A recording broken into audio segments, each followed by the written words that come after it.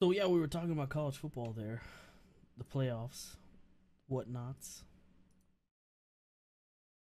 I I Yeah, I wish they would expand the playoffs too. I want them to go to an 8-team playoff versus a four-team playoff. yeah, definitely. And there's no reason they can't do it.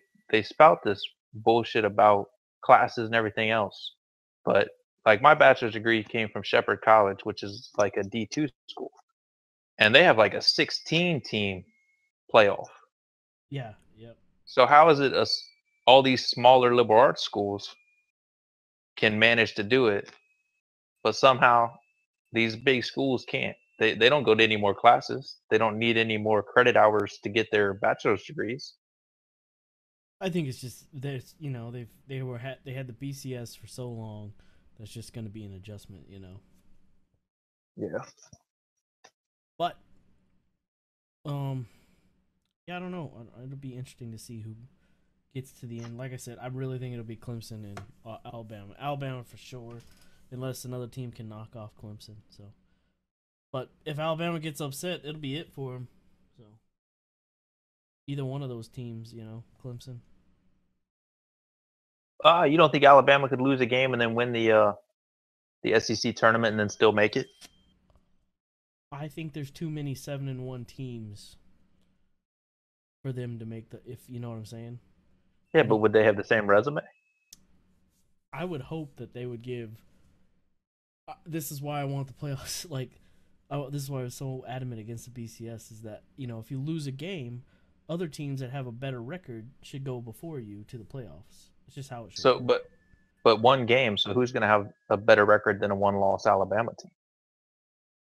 An 9-0 Washington, an 8-0 Michigan, a 9-0 Michigan. Yeah, but that would still put Alabama, Michigan, Clemson, and Washington in the four. There's a lot of 7-1 teams though. Nebraska, if they beat Ohio State tonight, if they're 9-1 and Alabama's 9-1, you know, I think Right, but we're talking running the table, and we're talking like 11-1 or 12-1. And so, are you going to say that the Big 12 or the Pac 12 or any of these other conferences matches the SEC from top to bottom? I don't think it should be looked at that way. I know it is looked at that way, but So, I how I would you look at it? I would think that the team with the best record, no matter what the schedule strength, should get to go But to the. what if they all have the same record? I think there'll be more undefeated teams than there will be playoff spots. Nah, right now there's only what, five undefeated teams, Yeah, and there's four playoff spots. right? You don't think that I two of think those teams lose by the end of the year? I say one of them loses. That's it.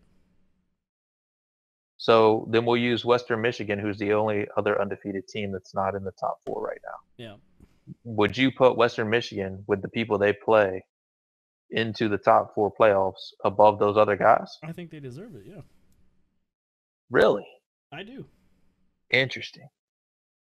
Even though they might have had one team on their schedule that's relevant. They're a Division 1 football team. You They want don't play anybody. that don't matter.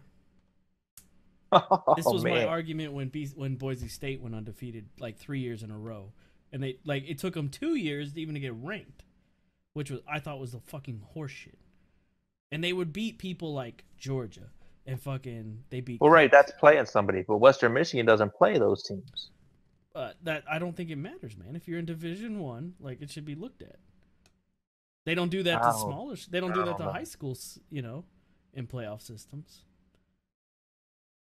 I don't know. That's just my opinion about it.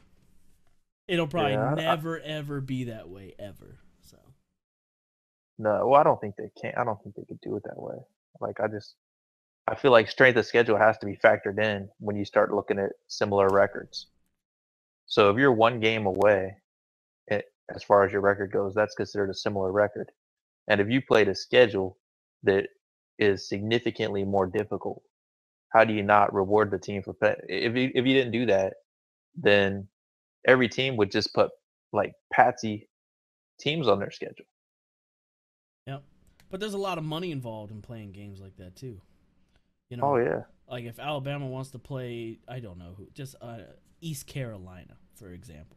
Like Alabama probably more than likely pays East Carolina to play them. Oh, I'm sure they pay in the millions of dollars to play them. Yeah, they know they're gonna lose, so you need to pay. You got to pay the Pied Piper to come beat our Yeah. ass. So So I pulled up Western Michigan's schedule since we're talking about this. okay, So they thumped Illinois, but let's be honest, Illinois is not really a powerhouse team in the Big 12 or the Big 10. Then they beat Georgia Southern. Then they beat Central Michigan. Then they beat Northern Illinois, who's made a little noise every once in a while. But again, in the SEC, how many games is Northern Illinois going to win? Then they thumped Akron. Then they beat Eastern Michigan. Then they beat Ball State. And now the rest of their schedule is Kent State, Buffalo, and Toledo. I don't know. And you would argue that they should jump one of these one-loss teams, and it doesn't have to be Alabama. It could be any one-loss team in one of the power conferences. I think they deserve to play. If you expand the playoffs, I would not argue with that statement. In a 14 playoff, I don't see any rational way to jump them over teams that play significantly harder schedules. Maybe I agree with that. 4 teams, yeah. I don't know. I think this. I'm just a big proponent of there needs to be. Let's take 10 teams to the playoffs. I'd even say you could go as far as 12. Oh yeah. People. So, like I said, D2 I think does 16. I don't understand why people aren't about it because it would pull in so much more money. You'd have what 5 more games, 6 more games, I guess, right? Right. Greatest single tournament is what? Right. It's March Madness. Yeah. Oh yes, absolutely. And they put what 67 teams or 68 teams or something because they have those play-in games now. Yeah. So, but even at 64 teams, but they recognized like how great it was, and so they added these play-in games to even bump up theirs. Yeah, I mean, it spills into April now. Mostly in the championship game in April now. I think so. It's got to be pretty close. If it's not, I want to say it is though. Yeah. I should know that. Duke's gonna win it again. I'm just gonna tell you that now. I'm calling it. Just like Duke's tough, man. Dallas is gonna win the Super Bowl. You want to? It's midpoint in the NFL. You want to talk Super Bowl? I'm gonna say. I won't say. I've been saying since the start that Dallas will be in the Super Bowl. I don't say they win it, but they'll be there. They'll be in the Super Bowl this year. Interesting. If they don't let Tony Romo play. That's what I say. Let's just be realistic. If they bring Dak out, put Romo in, and the Browns, everybody's saying the Browns is a trap game. I don't know how because the Browns are really like a minor league. I know. I've read that a couple times this week. I think though that I really think they're probably gonna let Romo play against the Browns. I think that's a mistake. I don't know. I thought Jones already announced that it was all Dak. Was it? Oh, then maybe. Yeah, so. I think he announced his Dak and he's not looking back. And I sure hope that's true because I'm starting that son of a gun on my fantasy football team. So I'm all about Dak this week. I say if we keep Dak and we keep the momentum, then we're in the Super Bowl. So here's the teams that could knock you guys off. I'm not saying they would because here's what I think. I think your defense is bullshit. They're not that good. But I think your offense is a solid ball control offense that gives your defense plenty of rest and helps cover up their weaknesses because they're not on the field a lot. Who do you think who's going to give us? Who's got our number? Okay, so I think the Atlanta Falcons could give you guys a lot of difficulties. Fuck no, not wrong. Move along. You don't think they'd give you any problems? I don't. I say the Atlanta Falcons is a win. Okay. Who's the next one? So the Atlanta Falcons could be tough. I think the Green Bay Packers could be tough. Okay, yeah, I agree. And I think the Seattle Seahawks could be tough. Yeah, I agree with that too. I'm not looking forward to the Seattle game. Those are the teams I think could stop you guys. Other than that, then I think, of course, anybody in your own division, if they were to make the playoffs, they know you so well that, of course, that'd be a tough out. But I think realistically, the teams from the NFC that have a Super Bowl shot. The NFC least right now, man. I'm telling you, it's just the NFC least. I don't know, man. I mean, at least it's not the AFC South. Those fucking guys. I mean, it's realistically, if you look at the AFC South right now, which is, I think, by far the weakest division. I think you talk to anybody that's honest and they'll say that. Yeah, I agree. the Tennessee Titans, who I think in the last 2 or 3 years have about 6 wins total. They're actually like the class of that division from like top to bottom, and in all likelihood are going to win that division. So that's how weak that division is. This team that they've got the least inspiring head coach in Mike Mularkey, who's I think a 2-time recycled head coach. Now Mariota is an up and rising player. I thought he was solid in Oregon. I think he's developing in the NFL. And they're playing the same brand of football that your Dallas Cowboys are, this pound 'em style of football. And DeMarco Murray, who I'm sure you love some as a Cowboy fan, is having a renaissance since he's gotten away from Chip Kelly. Chip Kelly, that guy. Gotta love that guy. Oh, Now he's running the 49ers fuck, franchise into the ground. Yeah, I know. Jesus. Although I think you got to lay a little blame on Trent Baalke out there too. I feel bad for 49ers fans. All those years of quality football and Hall of Fame players, and geez, the depths they've fallen to. Yes, how the fucking mighty have fallen, right? Yeah. Heavy yeah. lays the crown, though. Indeed. And in a salary cap era, anybody can become competitive. Yep. So ever since free agency happened, the dynamics have shifted. Those great teams like the Steelers had in the 70s and the Packers had, all those were homegrown guys who never left. There was no free agency. So it was easy to be great if you had a good eye for talent. I agree. Yeah, purse strings make such a difference now. I'm a Denver Broncos fan, and the purse strings are killing us. Ugh. So Got they've too many fucking high-paid employees, man. Too many of them. Well, and granted, I think Elway's built a solid roster, but our offensive line, geez, I don't know. I mean, they have a hard time blocking their way out of a wet paper bag. And then I think Paxton Lynch is probably going to be a solid quarterback. He's got all the intangible traits. You think so? I've heard a lot of but negative things about him. I think he's solid, but he came from a spread offense, so I think there's adaptation. What school did he go to? He was from Memphis. Okay. But he went to Memphis as a lightly recruited guy from Florida, and he won in Memphis. And let's be honest, Memphis is a basketball school. So if you go to a basketball school and win and make a winning football program, then there's something to be said for that. But you play in a spread offense, and that's not pro style whatsoever. Yeah. So you get to the NFL, and there's a significant learning curve. There's a learning curve if you play in a pro style offense in college. So now you're taking this guy who didn't play under center, who didn't huddle up, and you're saying you need to learn to do these things. You got to learn your 5-step drop, your 7-step drop. I mean, this kid played out of shotgun all the time. Yeah. Have you? So I think. Go ahead. Oh yeah, so I think that takes a while, and so the placeholder is Trevor Siemian, who has been non-inspiring with his down the field throws. Every once in a while, he gets lucky and hits one. But I mean, Demaryius Thomas and Emmanuel Sanders are Pro Bowl receivers on the outside, and we barely take advantage of that fact. So, I feel like even though Siemian's won 6 games and only lost 1, I feel like the defense has really done that, much like they did last year. And I do feel like they're one of those historically good defenses that you can really, count on. But how long can you count on a team? They on one half of your team in a team sport to win games for you. Yeah. It just doesn't keep working. So last year they had this magical ride where Peyton Manning was the shell of himself. He still had the mind, just didn't have the arm. But his mind was enough. Arm, I say he's probably on par with anybody in the NFL, man. Last year? Yes. No way. It was a pop gun arm last year, brother. They won though. Fuck. Well, yeah, because Peyton Manning is a fucking football genius. So he knew his limitations and he played to his limitations, and he knows every fucking defense that anybody runs, and so he adjusted the offense into an advantage for them. You know what I mean? Like he moved them around and put them into. He took advantage of what he could, but he was nowhere near the player that he had been to even a year and a half prior.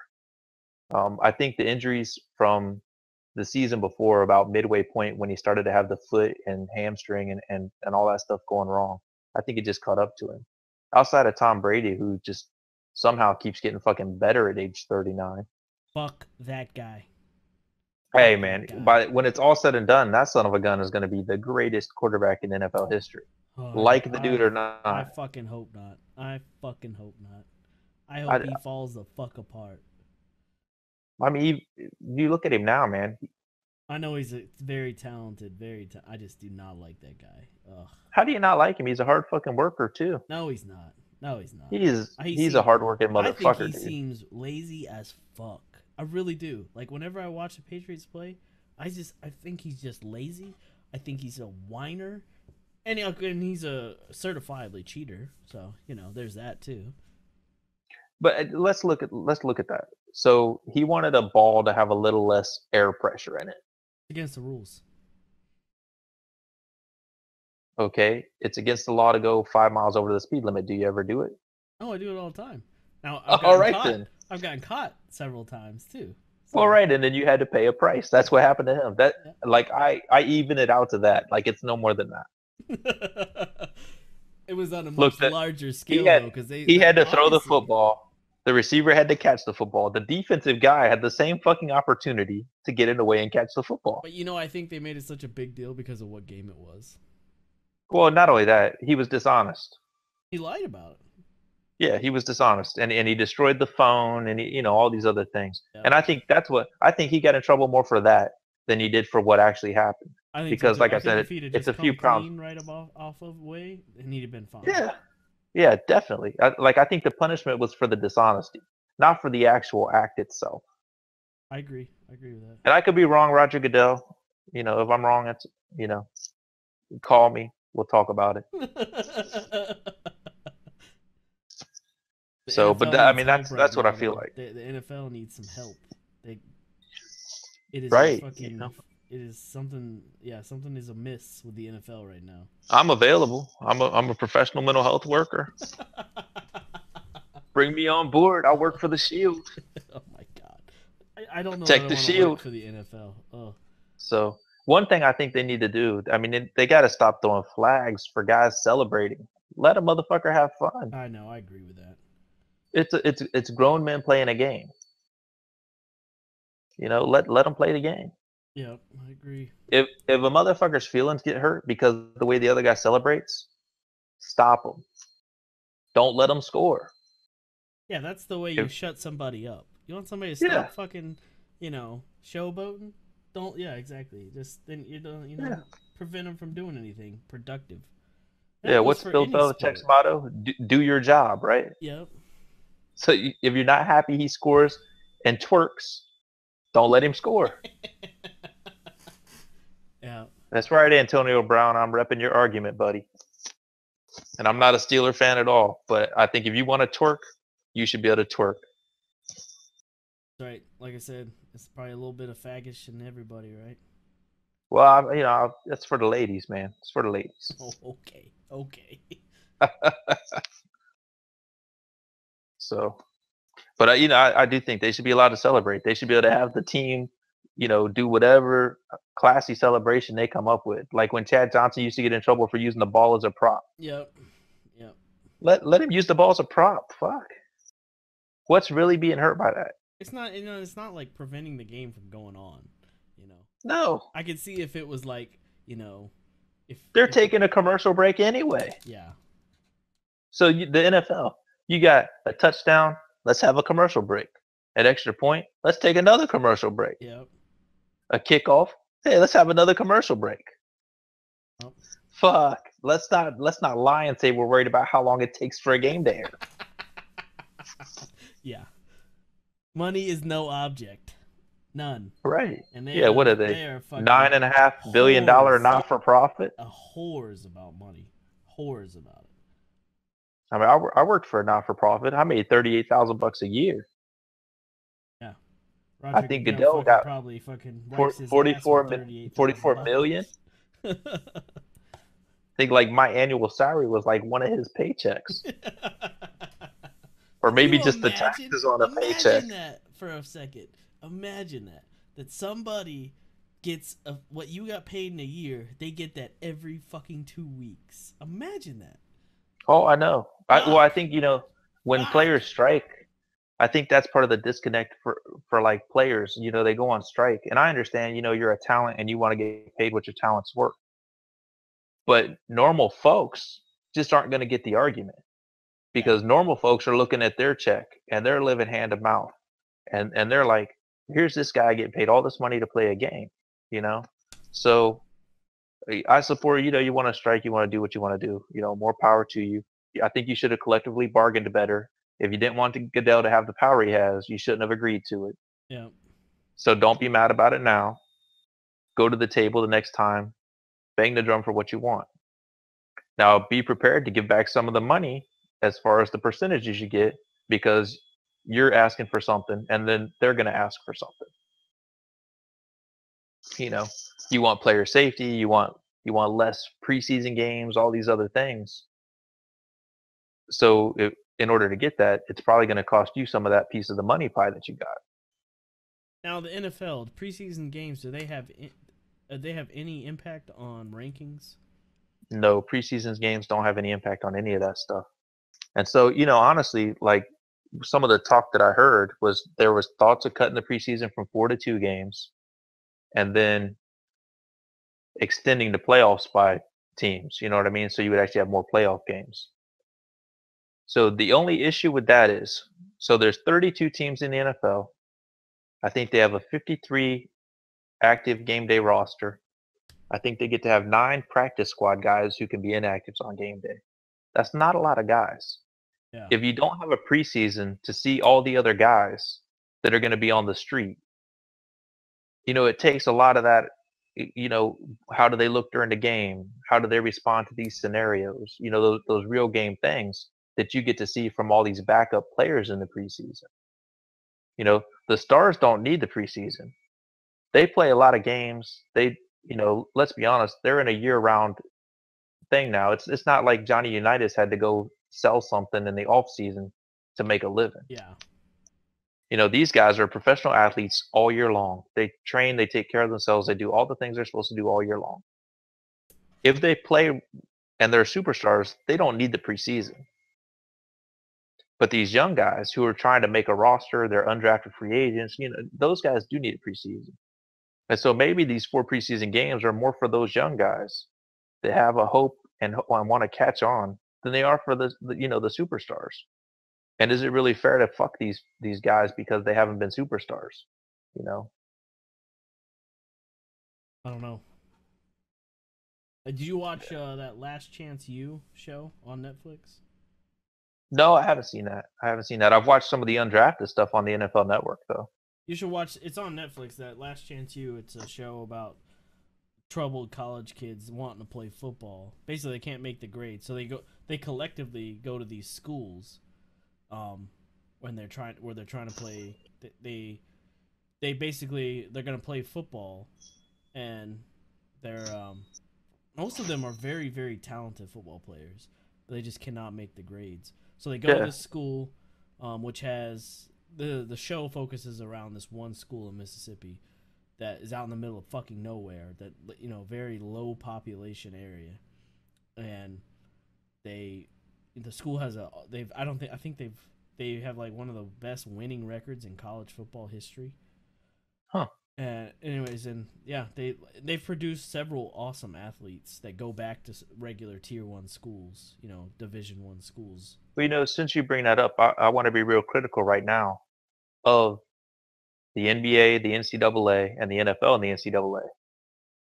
Because there's no reason with the amount of money that these leagues make, other than these deals they have with these colleges, they're forcing these kids who want to be professional athletes to go to college and hit books that they have no aspiration to ever hit. Why aren't they like baseball and have an adequate minor league system that a kid can get out of high school and go into and then try to work his way up to the league? You know, the argument that they'll say is that they're trying to make, you know, what do they call it? Educated athletes. That's what they want to give them something that they can have a life after the NBA or the NFL. That now I'm not saying that's what the answer is, but that's what their answer is going to be. So Allen Iverson, hell of an NBA player, hell of a talent. I think he's bankrupt right now. Yep. He went to Georgetown. Let's be real. Georgetown's a great institution of It higher is. learning. It is. So, I think that argument's shit. I think so too. I'm just saying that's what's going to be the argument. Oh, sure, sure. Yeah, I get that. And if you want to hold up these 4-year players, then okay, make that argument. But instead, they have the 1-year rule and the 3-year rule, Is and that so? neither of That's those, you have to be away from school for 1 year, right, or something like that. From yeah, for the NBA, and then it's 3 years removed from high school graduation for the the NFL. NFL, right? So, but neither 1 year or 3 years equals the average bachelor's degree. Yeah. And that's So what again, LeBron did, right? He just spent a year away, right? uh, LeBron, I think, was before they had passed the rule, wasn't he? He went straight out of high school. Did he? Okay. Yeah, yeah. I want to say I like remember like him Kobe, playing in because that LeBron was the player they made him cover. He played at that private school where they made him cover Notre girls' Dame's tattoos. Notre Dame. Yeah, yeah. I knew he was special even then, man. They'd have his games on Oh ESPN. yeah, You yeah. see that kid, you're just like, wow. But LeBron didn't go to he didn't go to college. So No, well, yeah, but they passed that rule, like I said, after that. was it But okay? again, how does a rule like that make sense? Like why are you making this kid go to college, be eligible How to, long is how long has the farm leagues for baseball been active? Jesus, I don't even know a year to tell you. Yeah, so I mean that's probably At another least since argument the is 1910s, even maybe even before that, probably well, before the Cubs won the World Series the last time. so that's probably another argument is that's a heavily like trained invested system that they have. It might take Right. years for the NFL to have a farm league or the NBA to have a farm league. I don't know. I feel like if you make $9 billion a year, No, I you could agree. start, I agree. you But could these are start a legitimate farm league in no time at all. yep. I agree. I think that they would um is there a law is there laws against it? I bet you that's the deal. I bet you there's some kind of I don't know what it's like a sorority. Like in certain cities, you can't have more than 3 women live together, or it's a brothel. right. You know about that shit, right? Like where Yes, I went to yes I college, do. Shepherdstown, West Virginia, Shepherd College. They couldn't have sorority houses because they had this law on the books that if I think it was 3 women, it might have been 5, but if they were in a house residing together, it was considered a brothel. Yeah. Now some of those I don't think it parties, would be you would have anything thought to girls, any NFL team for them to have to go out and buy, a piece of property in 3 different cities and have 3 different farm leagues a team. I don't think right? that's like Well, and I don't think that's beyond anything. they could even use their own stadiums and just do it at a different time of year. Oh yeah, yeah. Absolutely. You know what I mean? I mean, hell, they have a 16-game season and then the playoffs. Well, most teams don't they have a huge practice facility that's located in a Yeah. different state, right? Sometimes, yeah, like the Saints actually have theirs up in West Virginia. Yeah. Miami's is not Miami's is somewhere else, you know. Yeah, I know the Ravens is in Owing Mills, Westminster area. So they actually stay pretty close to home. Yeah. The Broncos, I think, actually stay in Denver. So I think And it they just could work depends. out a deal where they use a college stadium. Oh yeah, the Eagles used to do that. They used to go to, damn, I can't think of it. But I know the Eagles used to have a deal with a university, and I'm sure lots of teams in the past before the NFL made the kind of revenue that it does. I'm Oh, sure I'm they sure all they did. used college Oh, I'm facilities. sure. They had guys during the training bunking together in dormitories, Yep. and then they used all the college facilities for their practices. Oh, I'm sure. Sure. Well, we need to wrap it up here, bud. So, remember daylight saving time, 2 p.m. or 2 a.m. today. Gonna be live on election night. What time did we say? I got it written down, but it's not in front of me. Do you remember? Was it 8:30 I think it was, yeah, Eastern Standard? 6:30 Mountain Time, 5:30 East Coast, and then yeah, 8:30 East Coast time. All right, You got anything else you want to say? Anything to add? No, drink lots of liquor, Oh and enjoy each other's company, and don't drive. that's right. No drinking and driving. We want to thank our sponsors one more time: TGN, Nvidia, Ring the Bell, and Viper Blitz. All right, my man. You have yourself a good weekend. Yes, sir. Same to you. Don't do anything I wouldn't do. Oh no. Well, maybe. All right. Well, I appreciate you coming out tonight and being on the show. Yes, sir. Thanks for having me. All right, man. We'll see everybody later.